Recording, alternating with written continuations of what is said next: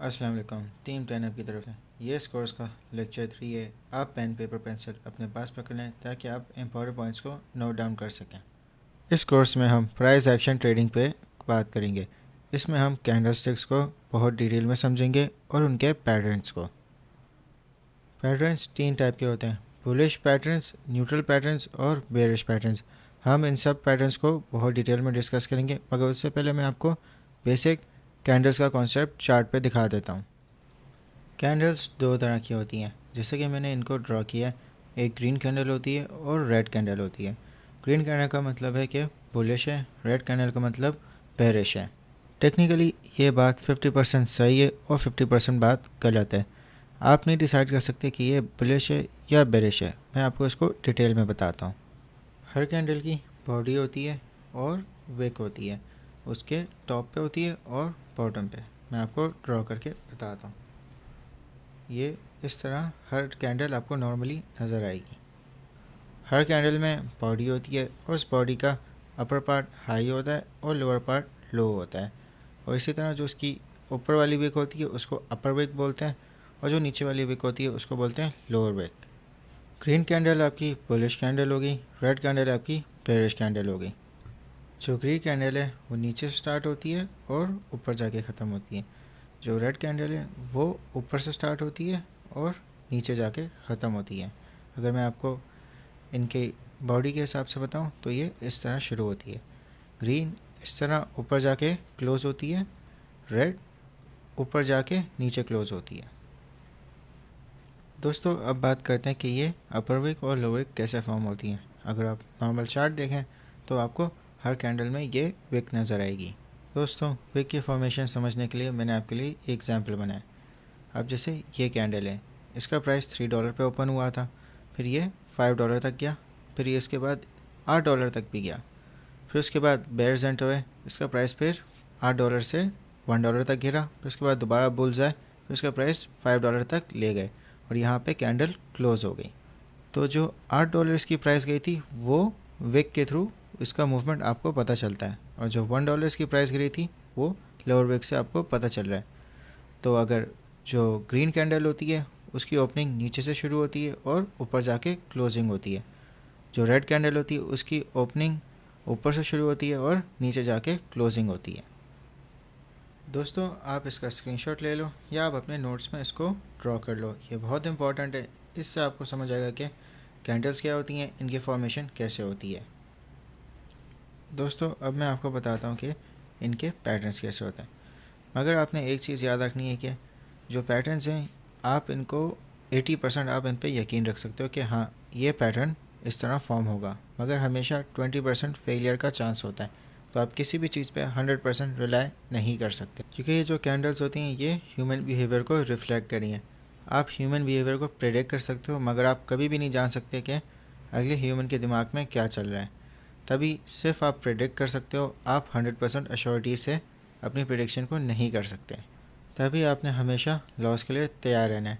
अगर आप लॉस के लिए तैयार हो गए तो आपको रिवॉर्ड खुद ही मिल जाएगा। दोस्तों अब मैं आपको पैटर्न्स के बारे में बताता हूँ। अब आपको ये बहुत सारे पैटर्न्स नज़र आएंगे। आपने इनके नाम को याद नहीं करना, आपने ये समझना है कि ये पैटर्न्स फॉर्म कैसे होते हैं। दोस्तों सबसे वाला पैटर्न हम हैमर पे बात करते हैं। मैं इसको जूम कर लेता हूँ ताकि आपको समझने में आसानी हो। दोस्तों अगर आप हैमर पैटर्न को देखो तो आपको मिड में एक कैंडल नज़र आएगी जो बिल्कुल हैमर की शेप में होगी, हथौड़े जैसी। इसकी जो बॉडी है वो इसकी लोअर विक से काफ़ी छोटी है। आप लोअर विक को देखो तो वो इसकी बॉडी से तकरीबन डबल है। ये जो पैटर्न है ये बुलिश पैटर्न है। इसमें आप देखेंगे कि जो डाउन ट्रेंड है वो हैमर कैंडल पे ब्रेक होता है और फिर अप ट्रेंड शुरू हो जाता है। इसी तरह इन्वर्टेड हैमर है, ये इसका ऑपोजिट पैटर्न है, मगर ये भी बुलिश पैटर्न है, क्योंकि अगर आप देखें कि ये डाउन ट्रेंड था और फिर इसने अपर विक पे ये हैमर फॉर्म की है और फिर यहाँ से अप ट्रेंड शुरू हो गया। ड्रैगन फ्लाई डोजी बिल्कुल सिमिलर है, इसमें भी डाउन ट्रेंड है और फिर अप ट्रेंड पे आ जाता है। जो इसका पैटर्न है वो उसको डोजी इसलिए बोलते हैं क्योंकि जो इसकी बॉडी है वो बिल्कुल छोटी सी है, जहाँ पे वो स्टार्ट हुई वहीं पे वो ख़त्म हुई है, मगर जो इसकी लोअर विक है वो काफ़ी बड़ी है, तो जो इसकी बॉडी है वो बिल्कुल ना होने के बराबर है। जो बुलिश स्पिनिंग टॉप होता है उसमें जो बॉडी होती है वो बिल्कुल इक्वल साइज़ की होती है। अपर से भी लोअर से भी, और जो इनकी अपर और लोअर विक होती है वो भी बिल्कुल सेम साइज़ की होती हैं। फिर दोस्तों बुलिश किकर में आपको एक बुलिश कैंडल नज़र आएगी, फिर उसके बाद इमीडिएटली एक दोबारा से एक बुलिश कैंडल होगी। तो ये एक साइन होता है मार्केट के रिवर्सल का।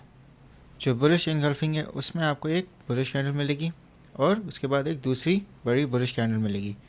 जो दूसरी कैंडल है वो पहली कैंडल को इनगल्फ करेगी, यानी जो पहली कैंडल का जो अपर विक होगा उससे बड़ी उसकी बॉडी होगी। बुलिश हरामी ये उर्दू में नहीं है, ये एक जापानीज़ वर्ड है। तो इसमें जो होगा इस बुलिश इनगल्फिंग का रिवर्स पैटर्न होगा। पहले आपको एक बड़ी कैंडल मिलेगी और फिर बाद में उसको एक छोटी कैंडल फॉलो करेगी। तो जो बड़ी कैंडल का जो अपर विक होगा उससे छोटी उसकी बॉडी होगी। फिर इसके बाद आती है पियर्सिंग लाइन। पियर्सिंग लाइन में एक बुलिश कैंडल होगी, फिर एक दूसरी कैंडल उसको फॉलो करेगी। इसमें आप इस तरह पता कर सकते हैं कि जो दूसरी कैंडल होगी वो पहली बॉडी के सेंटर से अलाइन होगी, इस तरह। फिर उसके बाद आपको ट्विस्टर बॉटम मिलेगा। इसमें ये दोनों कैंडल्स हैं, आप इसको इस तरह पता कर सकते हैं कि जो इनका बॉटम होगा वो बिल्कुल इक्वल होगा। दोस्तों इसके बाद 3 कैंडल पैटर्न्स देखते हैं। मॉर्निंग स्टार में आपको पहले एक बड़ी बुलिश कैंडल नज़र आएगी, उसके बाद एक छोटी कैंडल नज़र आएगी।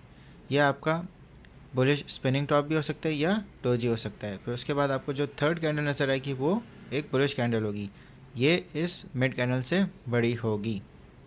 फिर इसके बाद आती है बुलिश अबैंडन बेबी। इसमें आपको 2 सिमिलर बुलिश कैंडल्स मिलेंगी और उसके बीच में आपको एक हैमर पैटर्न नज़र आएगा। फिर इसके बाद आती है 3 वाइट सोल्जर। इसमें आपको एक स्ट्रेट लाइन में 3 बुलिश कैंडल्स नज़र आएंगी जो एक दूसरे से बड़ी होंगी। फिर उसके बाद आपको 3 लाइन स्ट्राइक, आपको 3 कंसेक्यूटिव डाउन ट्रेंड की कैंडल्स नज़र आएंगी, फिर एक बड़ी बुलिश कैंडल नज़र आएगी। फिर उसके बाद आपको मॉर्निंग डोजी स्टार। इसमें आपको 3 कैंडल्स नज़र आएंगी, मिड में एक डोजी होगा। आपने ये देखना कि जो 3 कैंडल्स हैं इनका जो ग्राउंड है, इनका जो बॉटम है वो बिल्कुल सेम है। फिर उसके बाद है 3 आउटसाइड अप और 3 इनसाइड अप। ये पैटर्न्स आपको ज़्यादातर चार्ट्स पे नज़र नहीं आते हैं, मगर मैं फिर भी एक्सप्लेन कर देता हूँ। इसमें आपको 3 कंसेक्यूटिव बुलिश कैंडल्स नज़र आएंगी। 3 अपसाइड अप में आपको पहले एक छोटी कैंडल नज़र आएगी और 2 बड़ी कैंडल्स। 3 इनसाइड अप में आपको पहले एक बड़ी बुलिश कैंडल नज़र आएगी और मिड में एक छोटी कैंडल नज़र आएगी, फिर वापस आपको एक बड़ी कैंडल नज़र आएगी। अब जो बेरिश कैंडलस्टिक पैटर्न्स है वो आपको बुलिश कैंडलस्टिक पैटर्न्स के रिवर्स होंगे। जैसे हैमर है उसका ऑपोजिट हैंगिंग मैन है, आपको एक ऑपोजिट हैमर नज़र आएगी।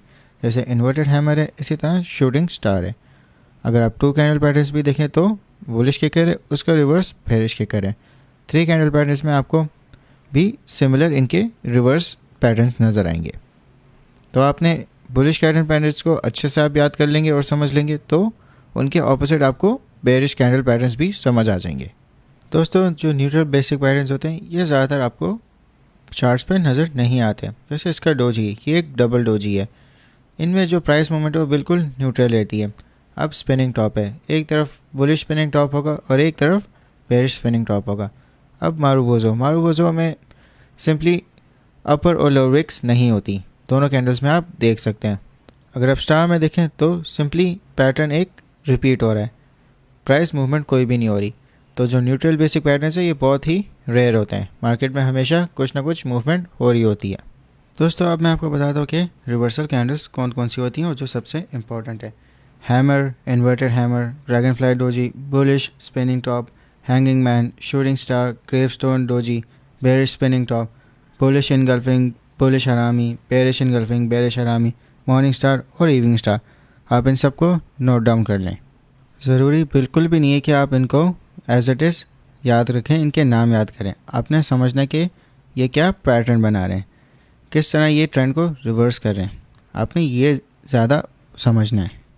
दोस्तों अब चार्ट्स पे वापस आते हैं। दोस्तों अगर आप देखें कि मैं डे टाइम फ्रेम पे हूँ और मैं आपको कैंडल्स दिखाता हूँ, इनमें से सब कैंडल्स, हर एक कैंडल को पूरा एक दिन बनने में लगा है।